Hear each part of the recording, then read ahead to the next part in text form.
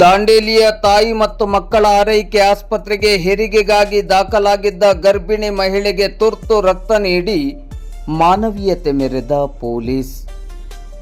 ದಾಂಡೇಲಿ ನಗರದ ತಾಯಿ ಮತ್ತು ಮಕ್ಕಳ ಆರೈಕೆ ಆಸ್ಪತ್ರೆಗೆ ಹೆರಿಗೆಗಾಗಿ ದಾಖಲಾಗಿದ್ದ ಗರ್ಭಿಣಿ ಮಹಿಳೆಗೆ ದಾಂಡೇಲಿ ನಗರ ಠಾಣೆಯ ಪೊಲೀಸ್ ಸಿಬ್ಬಂದಿಯೋರ್ವರು ತುರ್ತು ರಕ್ತ ನೀಡಿ ಮಾನವೀಯತೆ ಮೆರೆದ ಘಟನೆ ಇಂದು ಶನಿವಾರ ಬೆಳಿಗ್ಗೆ 11 ಗಂಟೆ ಸುಮಾರಿಗೆ ನಡೆದಿದೆ. ದಾಂಡೇಲಿ ನಗರದ ತಾಯಿ ಮತ್ತು ಮಕ್ಕಳ ಆರೈಕೆ ಆಸ್ಪತ್ರೆಗೆ ಹೆರಿಗೆಗಾಗಿ ದಾಖಲಾಗಿದ್ದ ಗರ್ಭಿಣಿ ಮಹಿಳೆಗೆ ಸಿಸೇರಿಯನ್ ಮೂಲಕ ಹೆರಿಗೆ ಮಾಡಬೇಕಾದ ಅನಿವಾರ್ಯತೆ. ಆದರೆ ಅವರಿಗೆ ಬಿ ಪಾಸಿಟಿವ್ ರಕ್ತದ ಅವಶ್ಯಕತೆ ಇತ್ತು.